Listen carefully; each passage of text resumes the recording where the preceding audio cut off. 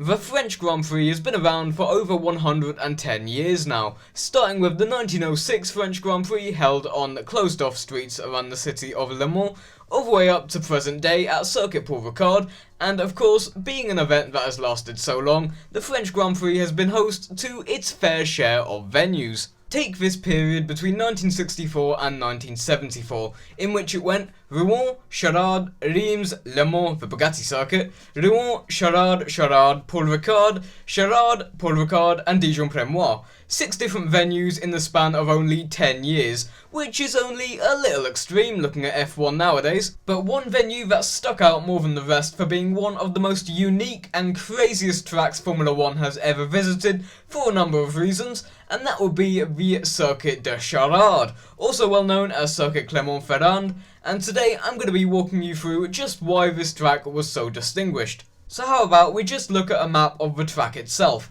and this is where you can probably already understand the title of this video, the French Nürburgring. It was just as twisty with winding hairpins as it was flat out with full throttle corners, testing the driver's bravery, especially in those death traps from the early 70s. And it also had tons of elevation change, as like the Nürburgring, it was built in a mountainous area, winding through the countryside, and in this case, the Circuit de Charade utilised streets around an extinct volcano, which already makes it pretty unique, to put it lightly. As were most circuits of the time, Charade was incredibly narrow, relatively long, and with little to no runoff areas to protect the drivers against the often sheer drops on the side of the track, unsurprisingly causing it to be incredibly dangerous. But then again, we are talking about the 60s and 70s here. Safety? That didn't really exist yet. Although being considerably shorter than the Nürburgring, Charade was undoubtedly one of the most challenging and difficult tracks in the history of motorsport. Despite the circuit appearing somewhat tight and slow, the circuit was in actuality deceptively fast, with the average speed of the fastest lap being 104 miles per hour during the 1972 French Grand Prix in Chris Amon's Matra MS 120. The circuit also seemed to be well liked, with the late Sir Stirling Moss allegedly quoted as saying, "I don't know a more wonderful track than Charade" in 1959 after his first time at the track, and it's easy to see why. A beautiful track with plenty of elevation change and a huge variety in unique corners stitched together to form one of the most distinguished tracks we've ever seen in Formula 1. However, its winding nature down steep hills did have some problems. For example, drivers would often wear open face helmets because many of them would apparently throw up as they had to traverse the constant left right, twisty roads around the volcano. Maybe not so glamorous now. Right, so let's get into the history of the track itself. The circuit was originally designed and brought up by former sports car and Formula 1 driver Louis Rosier, eventually resulting in the building and other preparation for racing to be held there in 1957, with the first official race held around Charade being a 3-hour endurance GT race in July of 1958. However, the circuit would really get its time under the spotlight as host of the French Motorcycle Grand Prix in 1959 until 1964, and then on and off after that until 1974, and that's because in 1965, Charade was given an even bigger time in the spotlight, as host of the Formula 1 1965 French Grand Prix, and then only 3 more times after that in 1969, 1970 and 1972. Given the inherent danger of the course, especially in Formula 1 cars, it's not particularly surprising F1 only visited the circuit 4 times during a time where the ridiculous street circuits like Reims and Classic Spa started to fizzle out as the sport evolved into the 1970s. But regardless, the first race in 1965 was won by Jim Clark in his Lotus in a truly dominant drive, in which he took pole position, led every lap, set the fastest lap, and of course won the race ahead of second place Jackie Stewart and third place John Surtees. And then after a break at Reims in 1966, a one-off Formula 1 race at the Le Mans Bugatti circuit in 1967, and then back at Rouen at 1968, Charade would once again take the French Grand Prix contract for another 2 years, back to back in 1969 and 1970, the former won by Jackie Stewart and the latter by Jochen Rindt.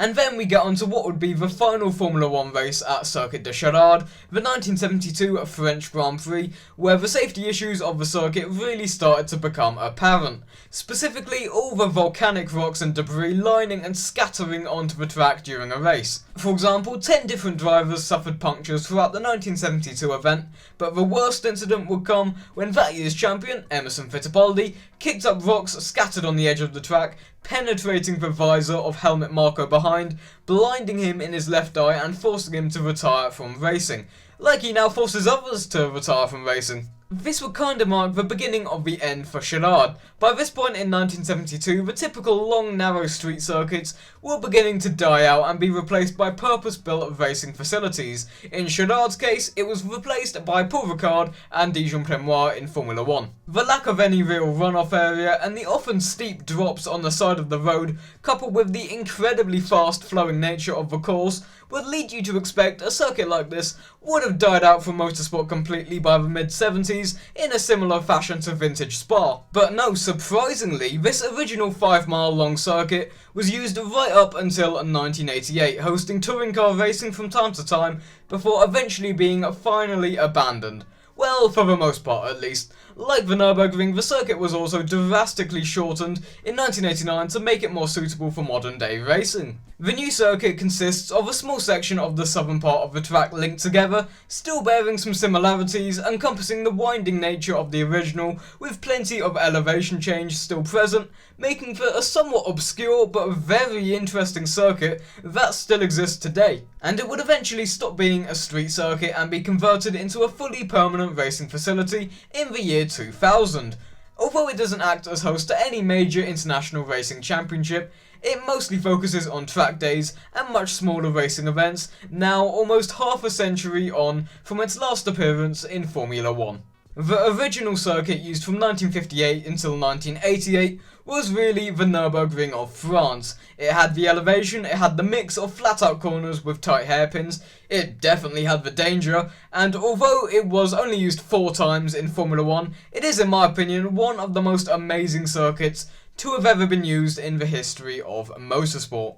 Right, so just before I end off this video, just after recording that last sentence you just heard actually, Murray Walker, age 97, passed away, and I don't know what to say. He was an inspiration in so many people's hearts, and I don't want to tack it on to the end of this video, so I've made a full video in the description below, the top line of the description if you want to see it. It's unlisted because I didn't want it to make it public, because I don't know, I've always thought if you make a video public about someone's death right after they've passed away, I think that's kind of cashing in on views. I don't like that, it was a bit scummy, so I've made it unlisted, so you can check that out if you want, and I'll see you guys in the next video. Bye.